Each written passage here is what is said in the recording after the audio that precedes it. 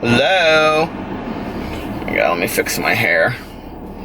Been resting in bed for about 15 minutes trying to, oh, you know what? I think I'm out of, stamps. Yeah, here's my last stamps. Stamps! Oh, now my hair looks even stupider. We went out to dinner tonight with Melissa and Jason.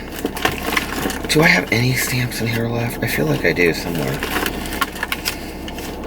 I have all this crap in here. So I'm looking for a stamp. Let me tell you about my day. I don't even know what all is in here.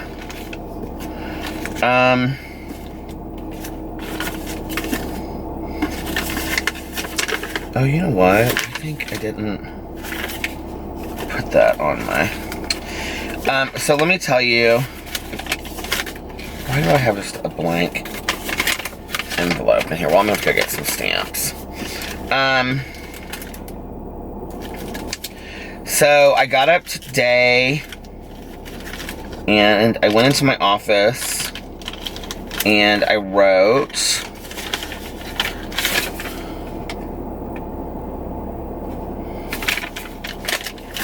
and then I went and got coffee. I wonder when my eye appointment runs out, because with my eye exam, I feel like I have that in here somewhere. I keep everything, I don't know why. But, and then I went and got coffee, which I still have left. And then I came home and I filmed videos. And I kind of just took my sweet ass time filming videos, to be really honest with you. And just kind of hung out with the dogs and stuff. And then Alex was getting off at 8. Hold on just a second. I need to see when the date was for this. Bum, bum, bum, bum, bum, bum, bum. I feel like I did not pay. I feel like I did not. Credit card. Approval number, credit card. When is this from? Do you guys hate, like, when you're looking for something and you can't find, like, they don't have a date on it anywhere? And you're like, seriously? When is this from? U.S. debit.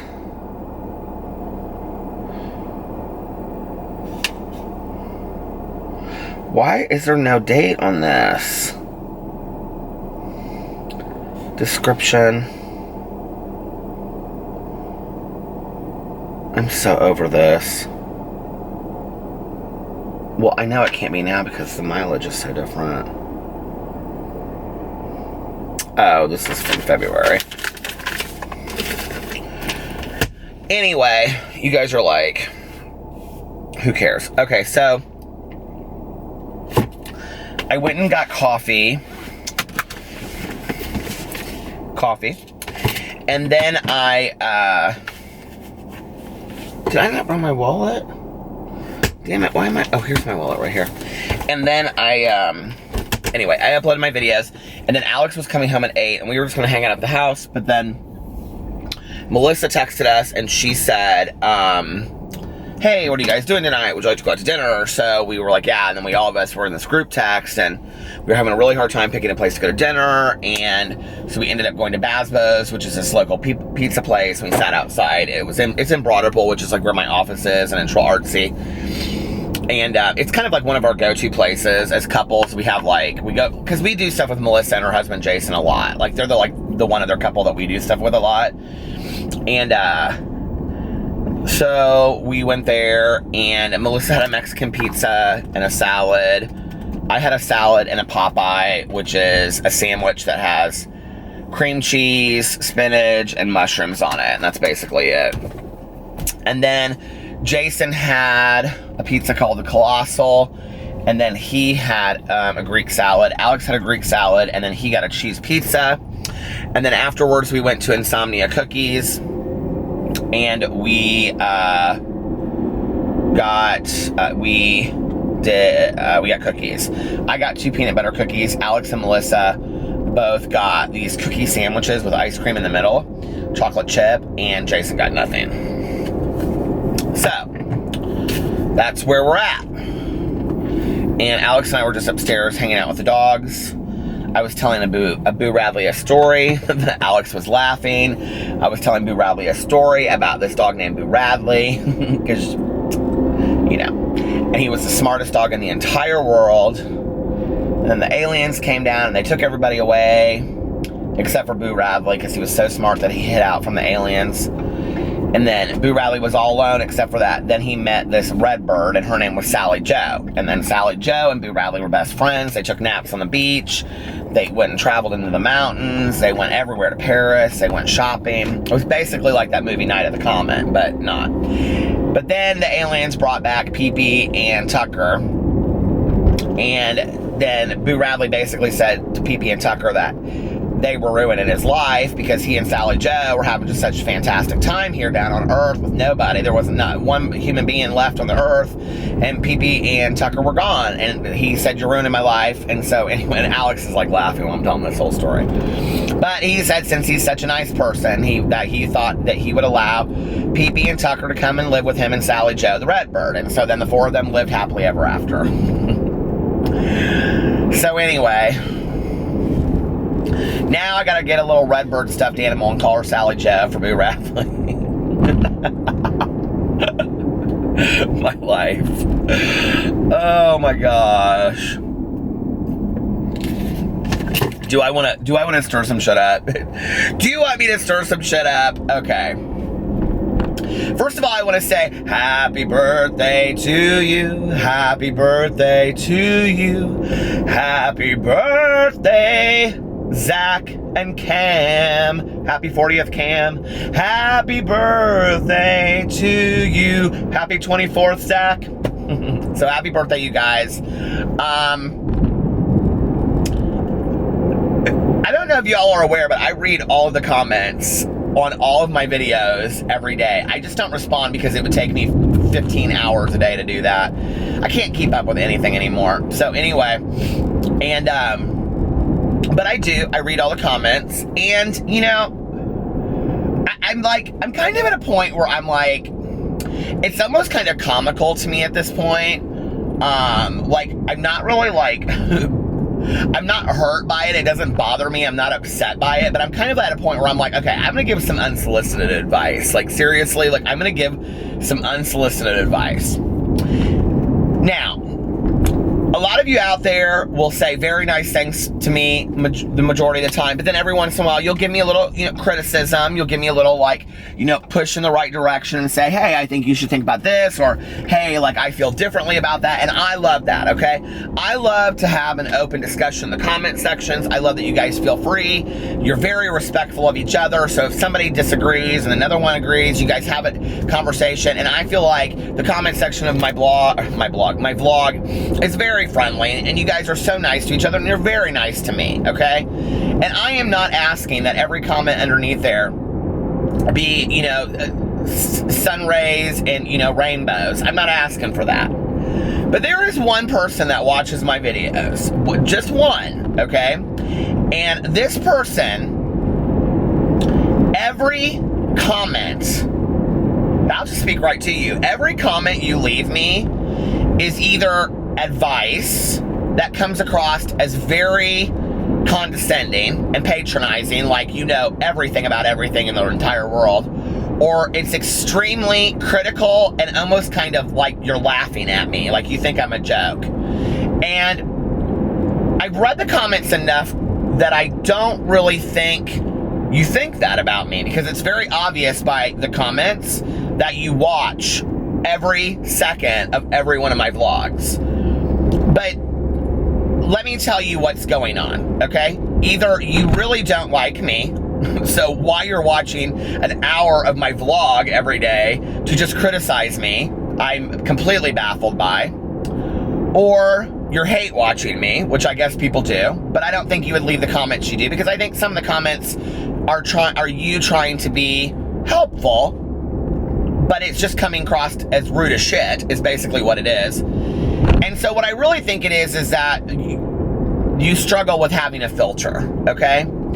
I don't respond very well to people that are being condescending to me or that are laughing at me. You know, if we all want to point out something that's funny to all of us, like, oh, ha, ha, you know, like, oh, Peter this, or that's a different story, okay? But it's really rude, you know, like when you say to somebody, oh, you this, ha, ha, ha, ha, or, you know, you have no idea what you're talking about, you know, you're completely wrong, and blah, blah, blah, blah. But it's like every comment that I get, every comment, okay? And I was like reading through some comments, and these were like actually from days ago, and I was like,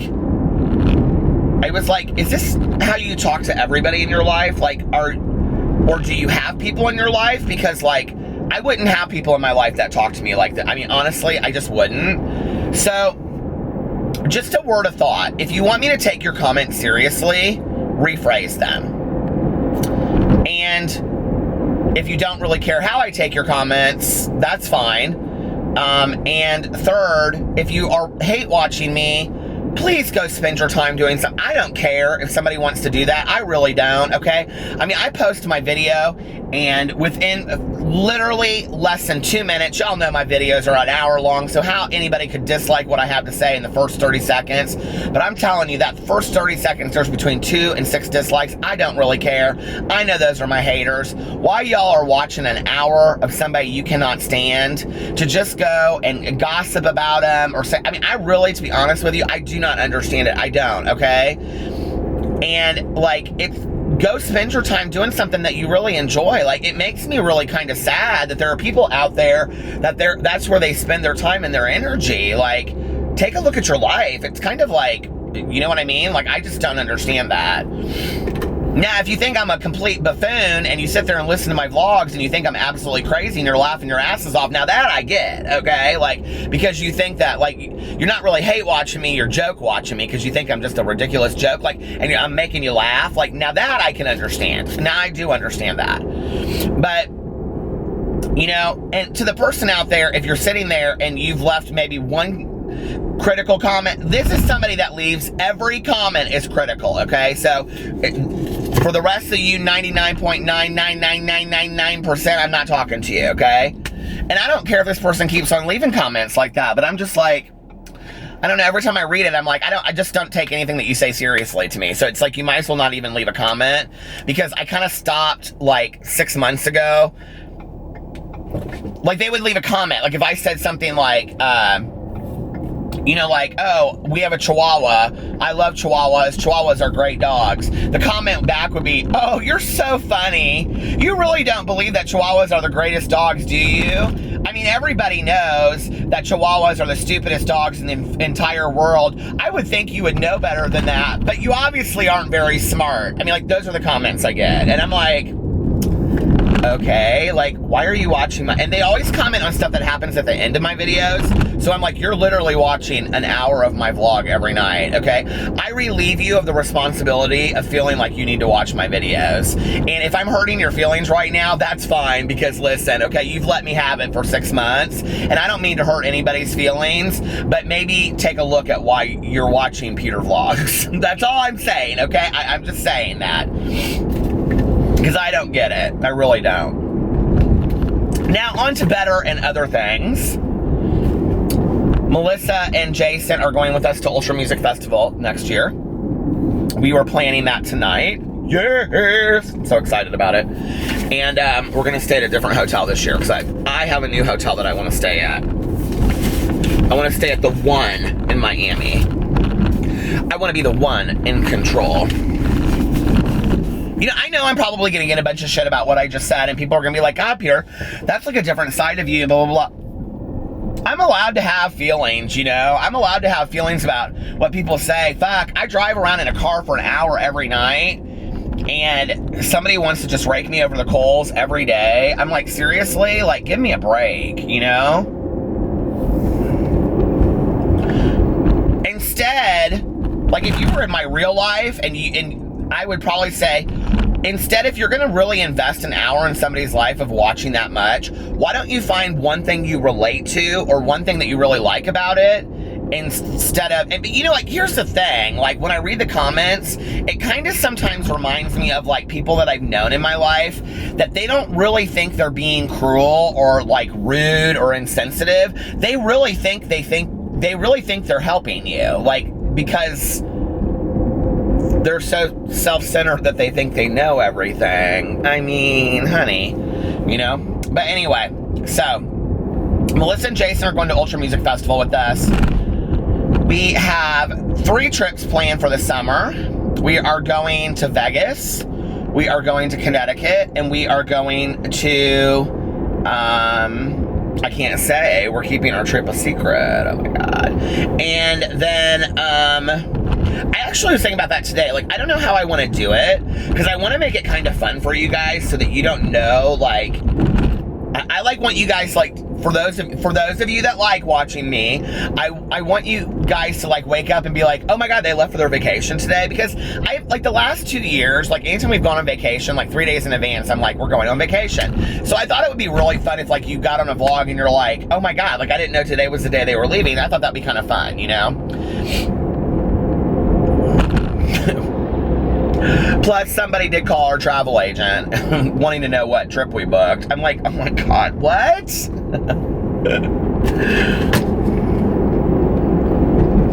I mentioned, it's my fault, I mentioned randomly somewhere who our travel agent was.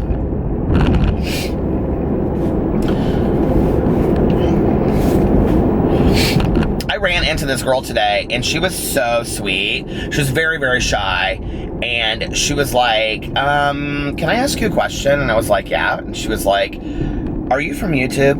And I go, I mean, I make videos on YouTube. And she's like, are you Peter Monn? And I go, yeah. And she goes, oh my God, I watch all of your videos. And she goes, but only on your gossip channel. And I go, oh, okay. Which is funny, because anytime anybody stops me, it's always for Peter Likes Books. And she was like, oh my God, I love all your videos. And I was talking to another drama channel at the time on the phone, and that said person said to me in the background, ask her if she watches ... I said, do you watch? She was like, oh my God, yes. And I said, well, I'm talking to that person right now on the phone. They said thank you. So anyway, that was my fun little moment for the day. But she asked me, she said, oh my God, have you gone to the, she's like, I'm the one that left the comment about, have you gone to the psychic at such and such place? And I was like, oh my God, I remember that comment. Because it, like, there's no way, unless you're from Indianapolis and you're from the north side of Indianapolis, that you would know about this. Like, it's something you drive by all the time, but unless you, like, were here, you wouldn't know, like, if that makes sense, that the psychic was there. And so I totally knew it was her, and I was like, have you gone? And she's like, no. And I was like, oh my God, I want to go. And so I think I'm gonna go to the psychic, and I think that I'm gonna, like, film, maybe vlog me going to the psychic. What do you guys think about that? Would you like to see it? I don't know that I would film, honestly. Are the deer out tonight? Do you guys ask yourselves, are the deer out tonight? That's gonna be a song on my album that comes out. Oh, the deer are out tonight. What if I did all cover songs for my album, but, like, I changed the words? That would be funny, wouldn't it? I could totally do that, because I do it already. I change the words to songs because I don't know the words. Let's see. What time is it? So I'm thinking about maybe doing that with the psychic, like vlogging it, or going to,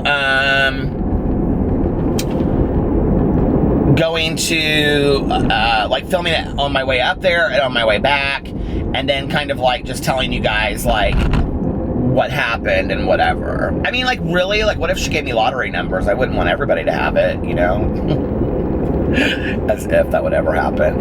And then Melissa and I talked tonight. Okay, Melissa's real salty because I'm doing the magnetic eyelashes with Tanya. I said, I'll give you a whole box so you can just quit complaining about it. Because they gave me all these, like, they gave me a bunch of them. There's an ambulance going into Tanya's neighborhood. I'm turning in here. I don't like this.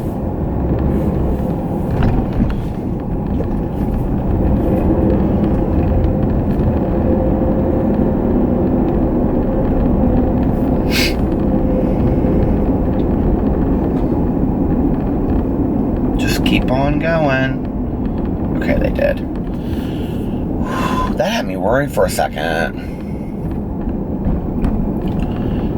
Okay, I can turn around. I don't like that. Tanya's husband, you know, like, he had cancer, and he also has a history of heart issues. That really scared me, especially because the ambulance, its lights were off. Which, you know what that means, don't you? When the ambulance lights are off. That doesn't mean that they're rushing to take you to the hospital. So, what was I gonna say? I would stop in, but Tanya's probably asleep. She actually called me about an hour ago. Take me home tonight. I just wanna... Do you guys know that song? Now I don't remember what I was saying. This coffee has kind of seen better days. I wish I had some ice for it. I mean, iced coffee warm is not good. But, like, I paid for it, so I feel bad, you know?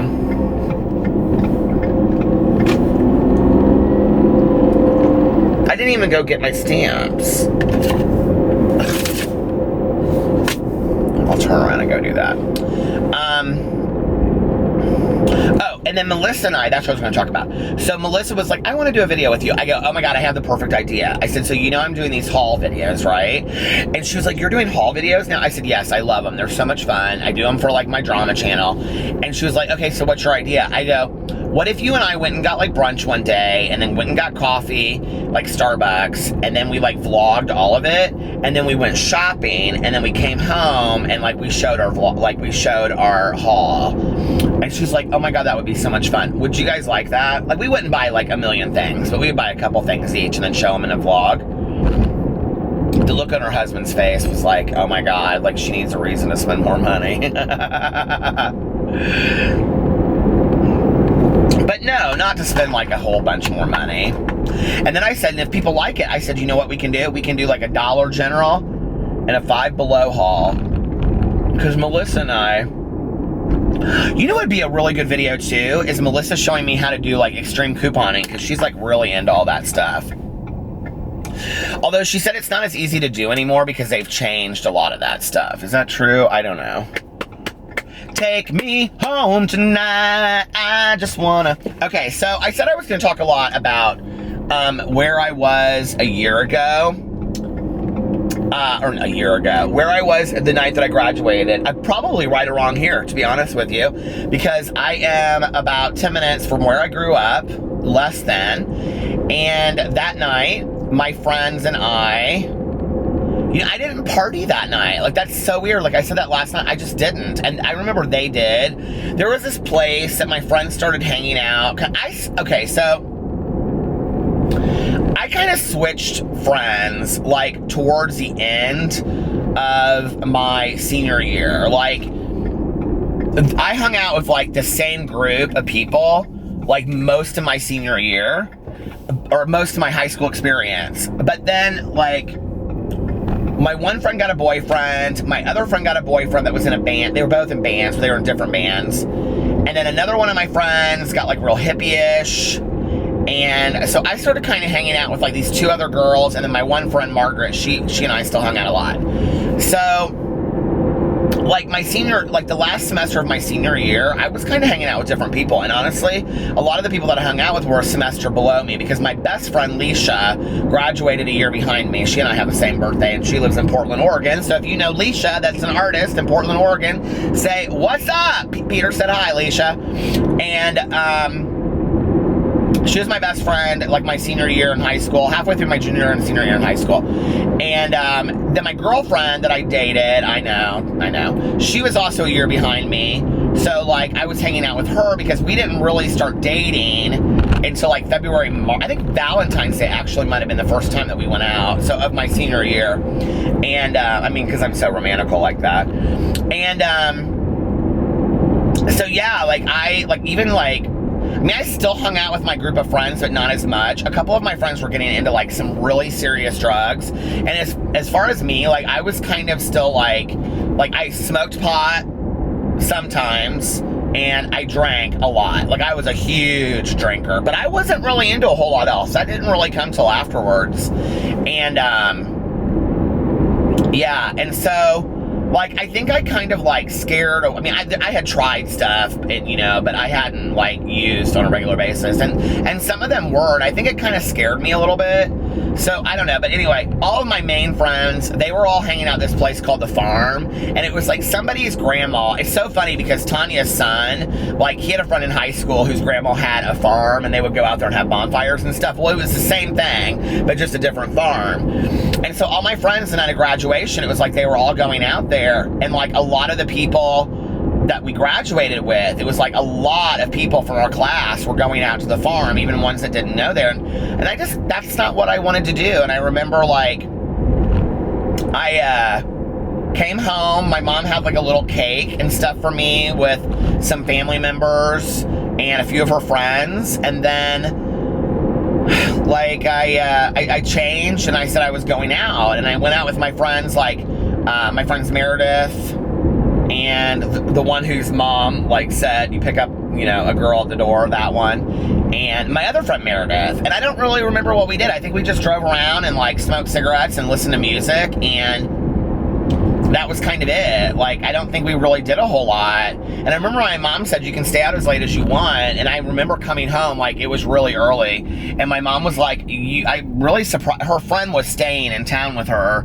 And they were, like, sitting watching a movie when I came in. And it was literally, like, midnight. And I remember my mom said to me, like, I thought you were going to stay out all night long. And it was, like, the first time, like, I had always felt kind of disconnected from my friends. But, like, in that moment, like, I really felt disconnected. I felt like I was literally on the outside looking in, and I had always kind of felt that way, but my junior and senior year were probably 2 years in my entire life that I haven't felt that way. And this last year, I would say too, like, other than my friendship with Tanya, this last, because she and I always, you know, she's my diehard, but like, the last 2 years, like with Melissa and some of our other friends, like, I felt included, you know, in things. But I think that's also a sign of social anxiety, that, you know, you just always kind of feel on the outside looking in, so to speak. So, I don't know, it was very, very hard for me. And I remember that summer was interesting because I did drink a lot that summer. And actually, my 18th birthday, which was the day that I came out, I was so hungover. I was so hungover. I don't even remember what we did the night before. And me and like 6 of my friends, we went and we ate at MCL, which is like it's like a cafeteria, and like you go through a line and you like pick your food, but it's kind of like expensive. And we went through there, and if you guys have ever been to MCL, you know what I'm talking about. It's like turkey, mashed potatoes, macaroni and cheese. I always have like pecan pie, apple pie. My grandma loved it. Back in the day, my mom would always say, oh, my grandma would always want to go to MCL. And my mom would go, oh, I hate that MCL. And I would say, well, why do we always go there, Mom? And she'd say, your grandma loves it because she can pick out her own food. And they have like, you know, like Jell-O squares and stuff like that. So we would go to MCL. Well, I don't know why we went there that day. I have no idea. I do not remember. I just remember sitting there and thinking to myself, I'm literally so hungover. And we were at MCL on my 18th birthday. And then I have been, so that was at the end of June. I'd already gotten a fake ID. And so I was, or I was at that point, I was like using somebody else's ID. I think I was using somebody else's ID just to get into gay bars and stuff like that. And so so my hairstylist, like on the morning of my, like the day before my birthday, had said to me that he saw me out at a gay bar, and he cut my stepmom's hair too. And I was like, so afraid that he was going to say something to my stepmom, who would then of course tell my dad, who would then of course tell my mom that he had seen me out at gay bars like more than once, right? And I was terrified. I was like terrified of being outed. And so, fix my hairdo. And so I decided, fuck it, I'm coming out and I have nothing to lose. One of my friends said something to me on my birthday that kind of pushed it over the edge. She said something about like, well, now you, like she said, you know, you're graduated, you're 18, and now you can really like be who you want to be. And I said, what do you mean by that? And she just looked at me and she was like, you can be who you want to be now, you know? And I remember her saying that to me, and I was like, she knows, you know? Okay, this is gonna stop. Oh my God, I just filmed like 10 minutes and I had to like erase it because Frank Sinatra, I had him on in the background. I've been listening to the Frank Sinatra channel all day on Sirius. It's like channel 71, which is why I sang Fly Me to the Moon in my drama video today. But anyway, so my friend said to me that morning or whenever it was, early afternoon, we went to go eat at MCL, something like, you know, you're 18 now, you can live your best life, you know, and I go, what do you mean? And she was like, well, you're 18, you're graduated from high school, you know, there's nobody saying stuff to you, you can be whoever you want to be now. What was interesting was that later, like after I'd come out, I had a conversation with one of my friends, and she said, we all knew you were gay in high school, Peter. And I said, well, why didn't any of you say anything to me? And she was like, well, what were we supposed to say? And I was like, I don't know, like, but I didn't feel comfortable saying anything to you. And the thing is that, like, you know, society's changed a lot today, and I still feel like unless you've gone through it, you don't really know how terrifying it is, because even society can change 100 degrees, you know, and we still don't know how somebody in that moment's going to respond. And honestly, my biggest fear was that, you know, my friends or family, I didn't know how they would react. You know, I didn't know that one of my closest friends wouldn't look at me and say, that's the most disgusting thing, I don't want to ever see you again. Like, that was my fear, you know? I was ashamed of being gay. I didn't have anybody telling me it's okay or it's right or be proud. I mean, you know, I was on Twitter today, and it's like June 1st, which, you know, June is Pride Month, and like everybody was hashtagging happy Pride, and I thought, none of that was around when I came out, you know, like, and okay, we've come a long way, and that's great, but like, oh, there's a deer right there. But I was like, you know, like, I just felt so all alone in the process. And so anyway, I moved out on, like, I got the keys to my apartment on my 18th birthday. But I don't think I really moved in till like a little bit after that. But I remember going to my apartment, and I knew that, okay, so I went to my dad's house because I was like getting stuff from my dad's house, and he also wanted to see me for my birthday. And then I was gonna go over to my mom's house because she was having like a little get together for me with like family and relatives and stuff like that. So, she was having like a dinner, and like my Aunt Kathy and Uncle Dave and my cousin Caroline were coming over. So anyway, and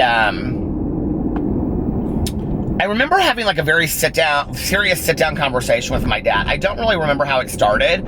I think it had something to do about being responsible, living in my own apartment, and I don't know. I mean, I kind of look back on that sometimes, and I think, I don't even understand why my dad helped me, you know, like in an apartment. Like, seriously, I mean, I was like so irresponsible at 18 years old. I mean, I just was so irresponsible, you know, and I was coming in at all, I never had really any kind of serious curfew, and I was coming in at all hours, and nobody was really checking me, and, you know, it just, you know, so I think my dad was just tired of it. I think he was like, this is really intrusive to my life, because my dad has always gone to bed between 7 and 8. And I think he was like, you know, Peter's coming in at 2 o'clock in the morning, he's slamming doors, he's going to I mean, I was reckless. I was selfish, and I was reckless, and I didn't care if I was keeping them up. And, you know, I would come into the house and the dogs would go crazy, and he just was tired of it, you know. And so, like, you know, a lot of times I would say I'm staying at a friend's house, and then I would get drunk, and I wouldn't want to stay there, and I'd force somebody to drive me home, and then I'd come home, and then my dad would think I wasn't staying there for the night, and then he'd think like somebody was trying to break into the house. Like, that shit happened on a couple occasions. And so anyway, I mean, it was time for me to move out. But I sat down, and I remember having this conversation with my dad. Now, here's what happened. You know, like, I was terrified because I had my hairstylist, who also cut my stepmom's hair, had seen me out at a couple bars, like I said. So he kind of was joking with me about it. Well, he was, you know, a talker. Like, I knew he was. Like, he would gossip to me. And so I knew when my stepmom came in, and I didn't know when her next appointment was, but I knew he was going to say something about, oh, I saw Peter out at the boy bars, you know? And I was like, oh, fuck. So, like, then I had to deal with it, you know? And so we were sitting there, and my dad's like, you know, I just want you to be safe. I'm just really worried about you. Is there anything that you need to talk to us about? And I said, Like what? And okay, here was my thing. I had already thought about this for 6 months. Like, I knew I was coming out. Like, I knew I was coming out that summer. Because once I was done with high school and everything, I was done. Like, I was like, I'm coming out. Like, I've got to face this. And a huge part of me knew that my parents were going to be really supportive of me.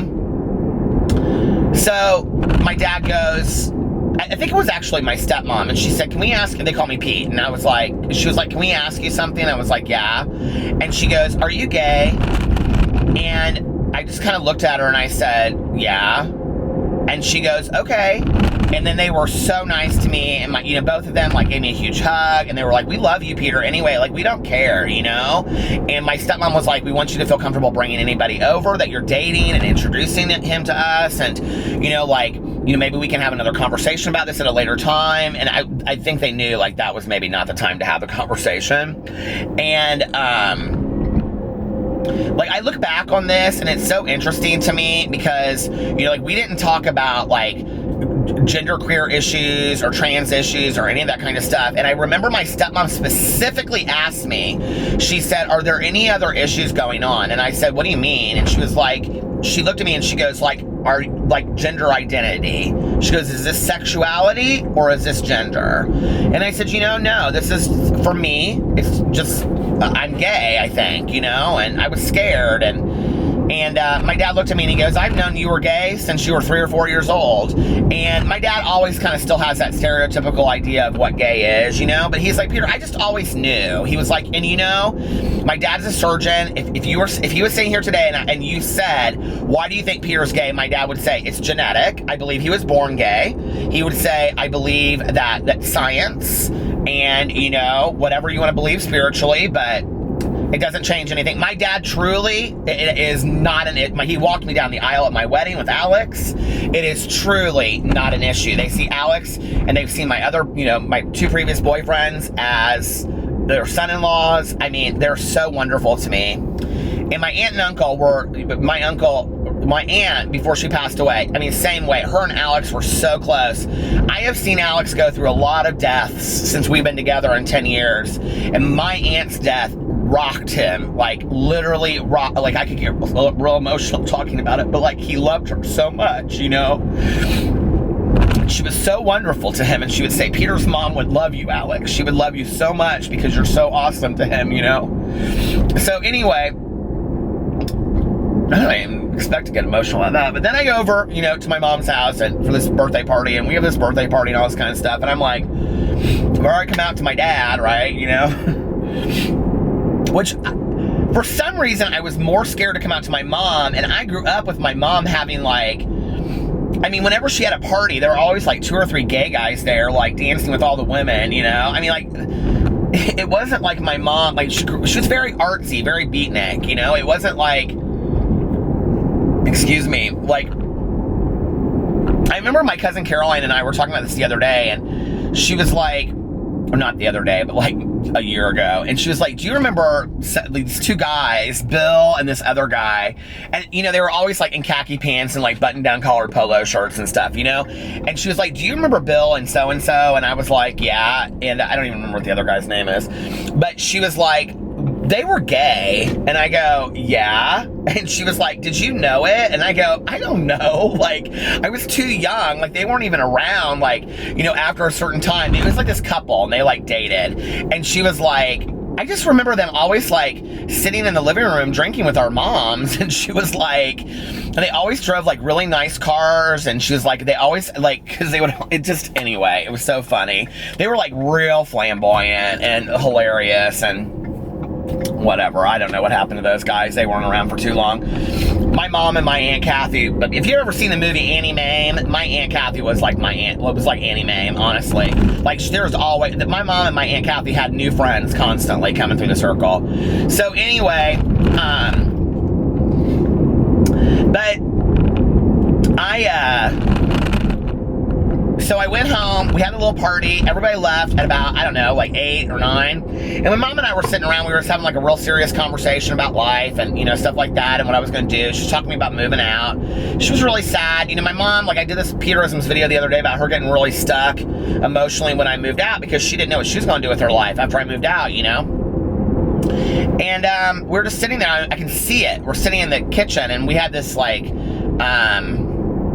what's it called? Like one of those tables that's like a chopping board table, you know, and it had like those chairs that match it, you know, with the like this kind of the wicker screen behind it. And we were sitting there, and we were talking. We were drinking coffee, and she said, I feel like you're not being honest with me about something. And I thought, oh, fuck, my dad called her already. But he promised me he wouldn't. He was like, I'm going to let you talk to your mom about this on your own. Now, I will tell you, my mother was such a liberal, that I thought that she would have no issues with this whatsoever. And so I said, well, yeah, I do feel like I have something I need to tell you. And she goes, well, what is it? And I said, well, I already talked to Dad about it when I was over his house earlier. And I said, I'm bisexual. I couldn't say it to her for some reason, you know? And back then, like, we used to have a joke, like, you know, we would say, bi now, gay later. And, like, I mean, I felt like everybody that I knew came out as bi, and then they came out as gay. And we know today that's not true, that bisexualism is a real thing. But, like, back then, I mean, I'm sure it was a real thing then, too. But from a lot of us gay guys out there, it was a transition period of comfort of talking to people, you know? And she just looked at me and she goes, oh, Peter. And I go, what? And she goes, you're gay. That's okay. And she started crying. And I said, Mom, don't cry. Don't cry. It'll be fine. And she's like, I'm not crying because I'm sad. I'm crying because I'm scared for you. And I said, what do you mean you're scared for me? And she goes, I'm just scared of what's going to happen to you, you know? And I said, Mom, and okay, now you have to remember this was 1990, so this is like right on the heels of the AIDS epidemic. And I said, are you talking about like AIDS? I said, you know, Mom, like, I'll practice safer sex practices. My mom and I were very open. My parents and I we talk about all kinds of stuff. I said, I'll practice safer sex practices. And I said, you know, I hope that doesn't happen to me, but I guess if it does. And she goes, if that happens and that becomes, you know, what we need to deal with, we'll deal with it. She goes, but that's not what I'm talking about. And I said, well, what are you talking about? Why are you upset? And she said, society is not kind to gay people. And I said, okay. And she goes, I mean, Peter, I don't know that you're prepared for that. She said, you know, society is not nice to gay people. And I looked at her and I said, do you have any idea what I've lived through for the last 12 years, Mom? And she goes, what are you talking about? And I said, Mom, not a day went by that I wasn't bullied in high school or bullied in school. And I never told my mom. And the reason I didn't tell my mom was because I didn't want her to feel the pain of going through what I went through. And she looked at me, and because she was so protective of me. I mean, she was Mama Bear all the way. And she looked at me and she said, I'll never forget this. I started laughing immediately. She goes, who bullied you? You tell me their names and I'm calling their parents. I mean, she would like still like, I mean, 10 years down the road, she would say, was it so-and-so? Was it so? I always knew his parents. Like, she would say things like that. I'm like, oh God, Mom, you know? But anyway, so yeah, that was the day that I came out, you know, and I felt good after that, you know, and like, I never did come out to like my aunt, my uncle, and my cousin. Like, I just started bringing boyfriends around the house, like when I had them. I think I may have said something to my cousin Caroline. I don't remember. But you know, like, I also got a DUI that summer, so I remember telling all of them that I got a DUI. It was easier telling them that than it was telling them I was gay. We don't call them DUIs anymore. What do we call them? OWIs? OUJs? I don't know. What do we call them? Anyway, it doesn't matter. I was driving drunk and I got caught. That's what it was. And, yep. So that was me coming out. My story is so boring, but I'm so blessed that it's boring, you know? I feel like I never once from any family member, not one family member, not one friend, did I ever have a negative experience coming out. The only thing close to it that ever happened was I had a party one time, and a girlfriend of mine came from high school that I was friends with, came over, and I said, now, you know there's going to be a lot of gay guys here, right? And she's like, that's fine. she was like, I've told this story on here before, and so I'll tell the longer version again sometime, but she said, that's fine, but as soon as they start kissing, I'm going to tell them they better stop. And I looked at her, I said, no, you're not. I go, this is my party, and people are going to be kissing, so just get ready. And I've had to deal with you kissing 4 different boyfriends over the 4 different years, so get over it. We wanted her to go to a drag bar. She said, I'm not going to a drag bar. I will not go to a drag bar, okay? I'm not going to a gay bar. I'm not going to a drag bar. That didn't happen though, like when I was 18. That happened like later, like a year later, because that was when everybody had fake IDs. Everybody back in the day used to have fake IDs. So anyway, and I remember after that party, she was dancing with everybody there. She had so much fun. I think she may have kissed a couple gay guys herself. She had so much fun. She's like, I think I'm ready to go out to the bars. I said, yes, you are ready, and we are going to take you, and it is going to be so much fun. But other than that, like I've had problems from strangers, you know, ignorant strangers up in gas stations that as soon as they hear me open my mouth, they want to make some kind of joke and use that F word that I think is disgusting. But, you know, I feel very, very blessed. I have literally had friends of mine, whose parents disowned them the moment that they came out. And I'm talking about friends of mine that are successful, like very successful, good, very good people. And their parents just, all because they were gay, disowned them like that. They were done. They didn't want anything to do with them anymore. And said, we don't ever want to talk to you again. You know, I've heard so many stories of teenagers that have no place to go and they're homeless overnight and people are beating the shit out of them. And it's just so sad. It breaks my heart. Like, why are people so ruthless, you know? And I don't get it. I was thinking about when I was like letting my camera cool for a second that, you know, it's Pride Month. Maybe every video I do on here, I'll tell some kind of, as a part of it, I'll tell some story about being gay and why I'm proud and stuff like that. You know, I think one part about gay pride is, for me, just the process of having to go through coming out and telling people, you know? And like, if you're heterosexual, it's not something I think you understand, you know, like, until you've had to like go through the process where you have to tell people. And not only that, but you have to tell people over and over and over again every time you meet new people in a new situation, you know? I mean, like every time I say I'm married, there's always a few eyes raised until I say husband, and then they're like, oh. And in 2018, people might not always agree with that, but at least they understand it. You know, in 2010, people didn't understand that. If I would have said husband, they would have been like, husband? You know what I mean? They wouldn't have got that. If I would have said boyfriend, I feel like it trivializes it. I can't stand the word lover. I think partner is deceiving because I think it, for me, for my life, whatever anybody else chooses to use is their business. I think it sounds like business partner. So, you know, I've always said boyfriend and now I say husband. And I had a hard time with husband at first too because I have this built-in mechanism of trying to make other people okay at my own expense. You know, maybe they can't handle knowing that I'm married to a man. Like, get the fuck over it. I don't care anymore. But, you know, like, I don't know. And it's like, I can remember talking to my cousin Caroline a couple years. She's so cool. She just is so cool at school, you know? And I remember a couple years ago we were talking and I said something about doing a coming out video maybe or something. I don't know, when I started YouTube. And she said, do people do that anymore? And I go, what do you mean? And she was like, do people still come out? She was like, I just thought like it was so widely accepted. I said, Caroline, that's the world we live in. I said, there's a lot of the parts of the world where it is still illegal and you can be killed for being gay. And she was like, really? And I said, I mean, Caroline's taking her kid to the Pride Day festival and stuff. Like, she's so cool, you know? And, so anyway, I'm blessed. I'm one of the blessed stories, you know? I mean, it was nothing for me but just overcoming my fear. That was literally what it was. It was nothing any deeper than that, you know? And I feel very, very blessed about that. Because there's so many people that have had it so hard and, you know, like, I don't know.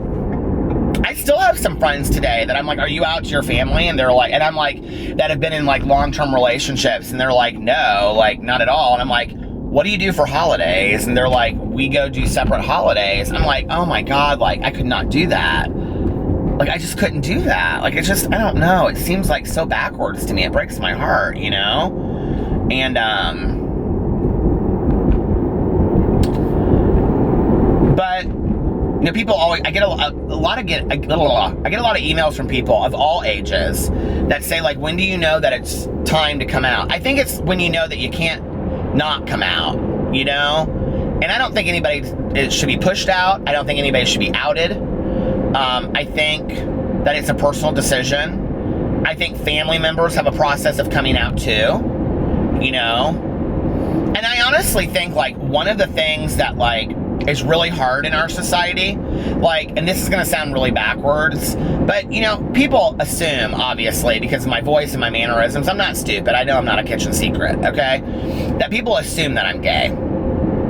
So it's not as hard of a stretch for me to tell people, like, you know, I'm gay or whatever if they ask, or I am married. But I have friends of mine that are very, very masculine looking, you know, and were in the military or, you know, whatever, played, you know, college sports, and they're extremely masculine. Or I have friends of mine that are lesbians that look like housewives, you know, and, you know, fashion bloggers, and I have friends that are fashion bloggers that are lesbians, you know, and it's like they have to come out even more so over and over and over again because people don't assume by looking at them that they're gay, you know? I don't love the term gaydar when people say that. I don't know why. Like, I used to think it was funny back in the day. I'd be like, I don't have any kind of gaydar. I don't. I can't spot a gay person a mile away. I just totally can. I'm always wrong, okay?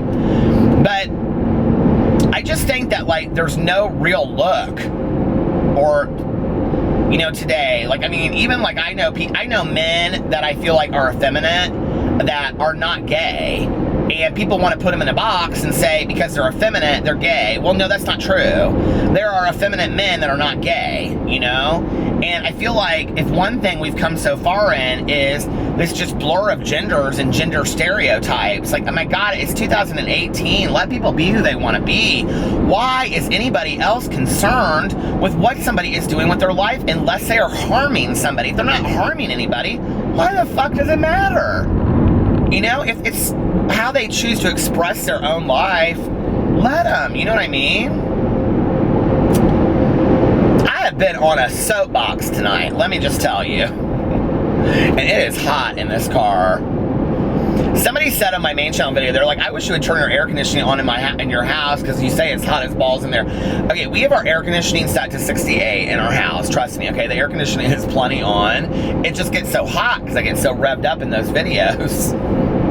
I'm ready for this coffee to be done. I'm gonna drink the whole thing because I'm not wasting my money. But, like, I'm ready for it to be done because it is not good. Which then you might say, but Peter, aren't you a believer that you shouldn't participate in anything that you don't enjoy? Yes, I am a believer in that. So I guess I'm not gonna drink it. No, I will drink it. I wanna drink it, though, if it's sitting here. Alright, you guys.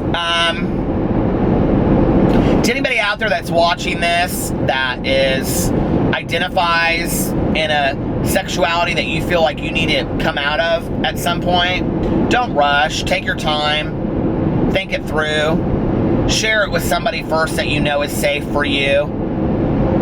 That could be many different people, you know.